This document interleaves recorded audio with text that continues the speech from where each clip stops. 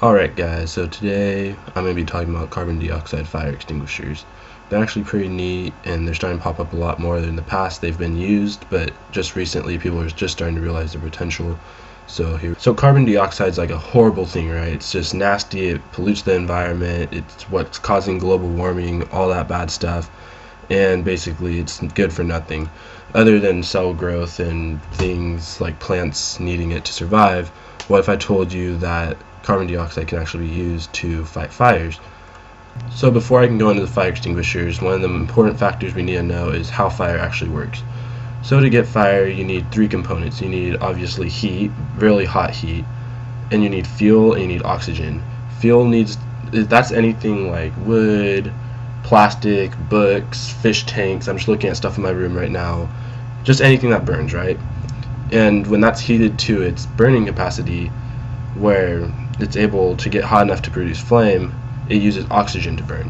So if any of these factors are erased, like let's say you took out oxygen for example, your fire goes away. Alright, so here's a picture of someone holding, so here we have those three components again. We have the fuel, fire, and oxygen. Those little blue dots, that's all the oxygen. Pretend the fire extinguisher hasn't gone off yet. So right now the fire's burning, it's sucking up oxygen, it's just going crazy, and this guy comes in, oh don't worry, I got a carbon dioxide fire extinguisher. So the way that this works is all that pressurized carbon dioxide is going to push the oxygen out of the way, and like I said before in the last slide, remove all the components. So when it pushes away all that oxygen is going shh, so does the fire. And of course the fuel's left and the oxygen's still left around it, but when the hot fuel has no access to any air, there's no chance of fire breaking out. So here we have a small diagram I found off Google Images of a carbon dioxide fire extinguisher that I'm gonna hope I can use to explain it a little better.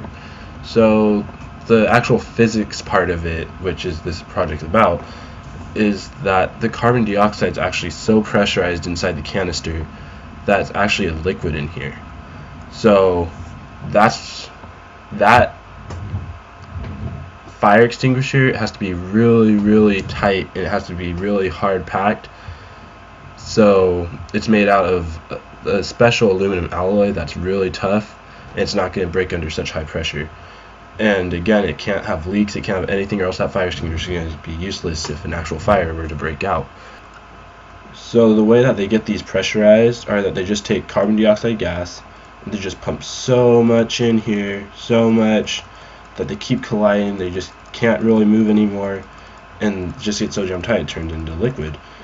So then when a fire breaks out and someone squeezes this handle right here, like a normal fire extinguisher has, it punctures the canister right here, and all that liquid leaves through this little hole up here and turns into a massive gas, which just pushes oxygen out of the way. The way it pushes oxygen out of the way is that carbon dioxide is actually heavier than oxygen, so it's like a bully pretty much, like get out of my way, boom, and just punched it in the face. And I think that's a pretty scientific way of putting it. So in class we learned all about the conservation of energy and how you need a whole bunch of energy to turn from liquid to gas.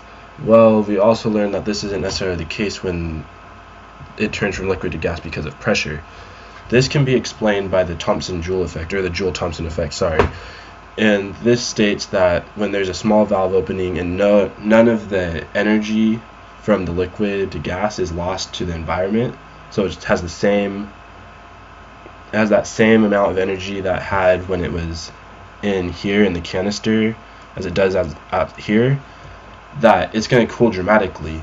And this makes sense because instead of these all hitting each other really hard and fast, they're not hitting each other anymore. They're all spread out, they're all over the place, and it actually gets so cold that sometimes dry ice forms over here, and if someone's standing right here, like if you're trying to put them out, they can actually get frostbite because of how cold the CO2 leaving actually is. So the fact that these extinguishers produce really cold carbon dioxide that not only pushes oxygen but cools the fuel is probably one of the most important aspects of using carbon dioxide as a fire extinguisher. So let's say this is in the quantum world or whatever, where the laws of physics don't matter and this doesn't get really cold. So it might push out the oxygen and that'll extinguish the fire for a second, but as soon as that oxygen comes back in when you stop spraying, then the fire will just reignite. So it makes these extinguishers really effective, that not only just gets rid of the fire, it keeps it out by cooling that fuel to a level where it's not at its capacity to catch on flame again. Now, like anything, there are drawbacks to using this kind of extinguisher. For example, you can't use it on, let's say your physics book just caught on fire. Oh my god, what am I going to do? You take a carbon dioxide extinguisher, try to spray it, and even though it puts out some of the fire, little pieces of flame fly everywhere and the rest of your whole house ignites, and there goes your house, and that sucks. But also, you can't really use this on a person because, like I said before, they can easily get frostbite from the extreme cold, and also since all that oxygen is being pushed away from their system, they can suffocate. So let's say this is Mr. Edwards and he's on fire. He's like, oh no, I'm on fire, you guys need to help me. And all of a sudden, someone's like, don't worry, Mr. Edwards, I got you, and just sprays him with his carbon dioxide extinguisher. That's not going to be good because he's either going to freeze to death or he's going to suffocate to death, and I don't know which one you'd rather choose. So typically these are used in more industrial settings, such as liquid storage facilities or even kitchens like restaurants, because since they don't leave away residue like foam extinguishers or chemical extinguishers do, let's say a small fire were to break out, it doesn't contaminate equipment, doesn't contaminate lab experiment, doesn't contaminate your food that you're trying to serve to other guests. You don't have to worry about flooding from sprinklers, all that kind of thing. So this has actually led to some pretty interesting things. So today we even have fire like extinguisher grenades that are becoming popular in places like Japan. I'm going to show you a video of that in a second.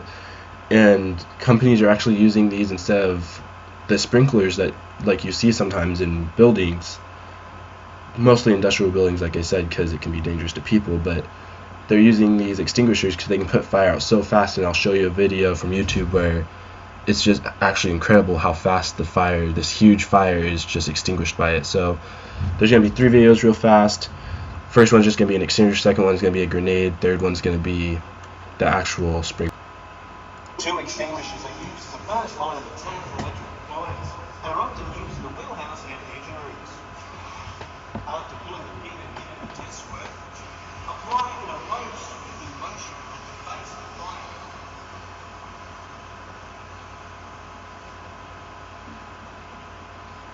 Be sure to fill the light for extinguisher fire.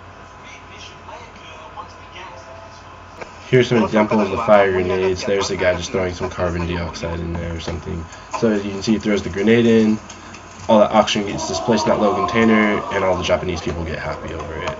This one's my favorite. Here's the warehouse. The fire gets huge, and just in a matter of seconds, the machines activate and the CO2 is released, and none of the equipment's destroyed, none of it's damaged, and I'm guessing they could go to work the next day if there's no fire damage, which there probably is actually, but you'll see. So you can see a big old fire ignites in the engine room, explosions, boom, bang. You can imagine this is like, holy crap, how are we ever going to get this out? And you can see CO2 starts flowing up in the top corner, and it just releases in massive doses, and soon that orange flame goes out and there's no more fire. Alright, well, I thought this report was actually pretty interesting. I learned some stuff I didn't know, and I hope that you learned some too, and this video wasn't too boring. I hope you guys have a great day, and I hope this project gets an A. That rhymed, that's tight. Peace.